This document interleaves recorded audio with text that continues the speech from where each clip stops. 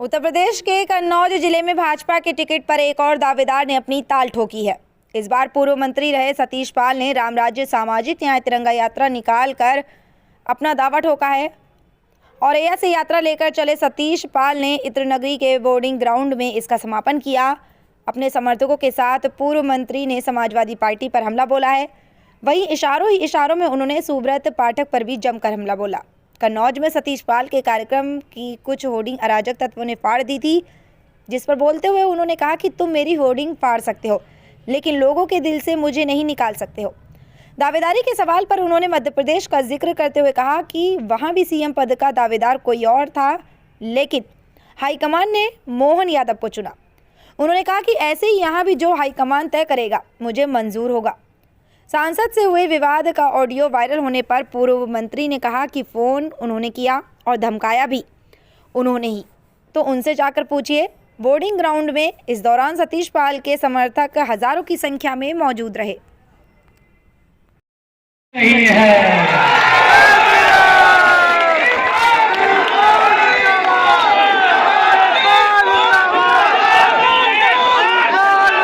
ये कन्नौज, एक सेकंड सुन लो। ये कन्नौज किसी के बाप की नहीं है। ये कन्नौज बाबा गौरी शंकर जी का धाम है। अब ऐसा ना हो कि काम लगाने वाले लगाते कि सतीश पाल जी के पिताजी का नाम भी गौरी शंकर था, स्वर्गीय गौरी शंकर था, तो उन्होंने अपने बाप की कह दी कन्नौज।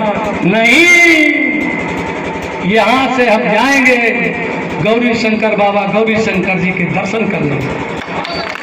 जब सन 2000 में मुझे टिकट मिला था भाजपा से और नामांकन करने के लिए मैं आया था, तब भी मैं बाबा गौरी शंकर जी के दर्शन करने गया था, दुर्गा जी के दर्शन करने गया था, अन्नपूर्णा जी के दर्शन करने गया था।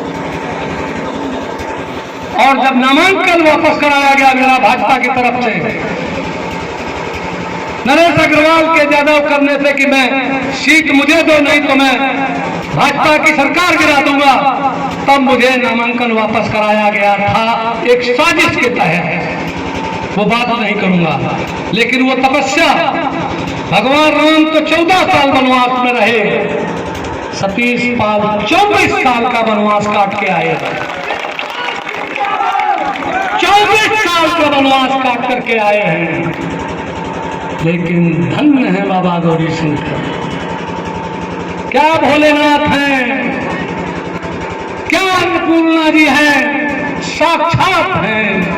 आज जब मैं दर्शन कर रहा था अंदर त्रिपुर सुंदरी जी के, तो जैसे ही आरती की वैसे ऊपर से फूल गिरा। पंडित जी बोले तो आशीर्वाद दे दिया। इसीलिए मैं कहता हूं कि अयोध्या नहीं थी किसी बात की, ये रामलला के धाम की। इसलिए कन्नौज नहीं है किसी के बाप की, ये कन्नौज नगरी है बाबा गौरी शंकर धाम की। बाबा गौरी शंकर धाम की। दोस्तों,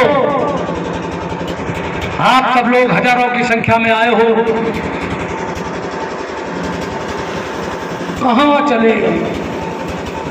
मैंने सबसे पहले कन्नौज जहां शुरू होता है मंगलपुर के आगे रसूलाबाद विधानसभा, वहां मैंने धर्मेंद्र पाल को लगाया। ये अपने बहुत साथियों के साथ, हजारों लोगों के साथ, सबसे पहले मैंने वहां बाउंड्री पर पूजन किया, वहां पर सर झुकाया और बाबा गौरी शंकर को याद किया, अपने पिता को याद किया, स्वर्गीय गौरी शंकर जी को याद किया।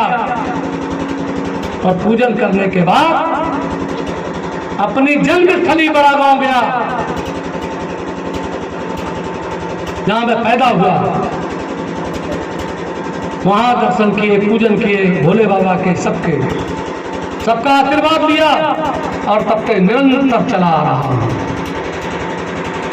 और यहाँ समापन का जैसा योजना थी, आप सब हो, मैं जानता हूं कि हमारे बड़े शुभचिंतक लोग वहां से गाड़ियां लगवाए रहे, पीछे गाड़ियां लगाए रहे लोग कि कितनी भीड़ है, कितने लोग हैं। जिंदाबाद जिंदाबाद। लोग बाग एक नारा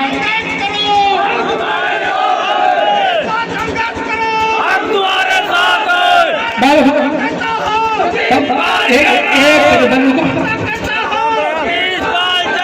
एक सेकंड सुनो, बस थोड़ी सी। एक नारा लग रहा था रास्ता में कि सतीश पाल नहीं अकेला है, उसके साथ झमेला है। ये तो है ही है। एक नारा लगा रहे थे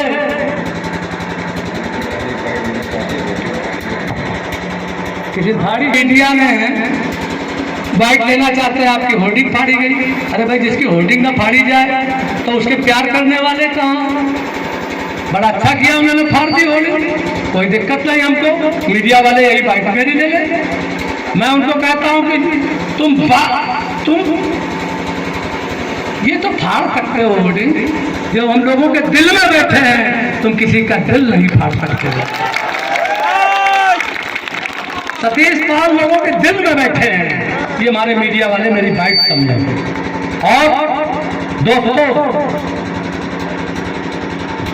राजनीति करना देश का प्रधानमंत्री है मोदी।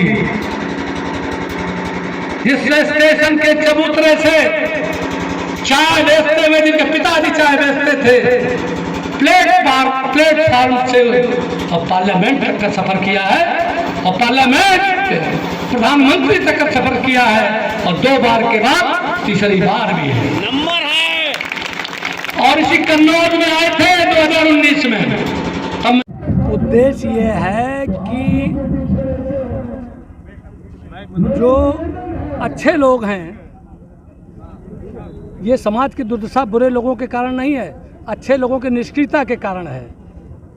इसलिए सब अच्छे लोगों को इकट्ठा करके मैं पूरी तरीके से यहाँ आया हूँ। और आप देख रहे हैं कितना उत्साह है, कितने लोग आए हैं। इसलिए मैं आया हूँ कि जो चुनाव है 2024 का, ये जो पूरा है, जिसको आम चुनाव कहते हैं, उसमें हमें जब 2000 में टिकट मिला था और वो मुलायम सिंह जी ने नरेश अग्रवाल के साथ साजिश करके लोग ये कहा कि सरकार गिरा देंगे उत्तर प्रदेश की, तो ये सीट उनके खाते में चली गई थी। आप सब कन्नौज के हो। और उस समय एक महिला थी प्रतिमा चतुर्वेदी, वो लड़ी थी, उन्हें मात्र 25,000 वोट मिले थे। सर, यहाँ से सांसद सुब्रत पाठक भी दावेदारी कर रहे हैं और इस समय मौजूदा सांसद भी हैं। ऐसे में आप अपनी दावेदारी कहाँ पर देखते हैं, कितनी मजबूत देखते हैं? जब वो तो दावेदारी कहाँ कर रहे हैं, वो तो सांसद है इस समय। ये तो हाईकमान को फैसला करना है। भाई, वहाँ पर मुख्यमंत्री थे शिवराज सिंह, थे मौके पर, और सारी बातें होती थी। इसके बाद जब बने तो मोहन यादव बन गए। ये तो हाईकमान को फैसला करना है, इस बारे में क्या बात करनी है? दावेदारी कहाँ, वो तो सांसद इस समय हैं। अब हाईकमान को फैसला करना है कि कौन चुनाव लड़ेगा, कौन नहीं लड़ेगा।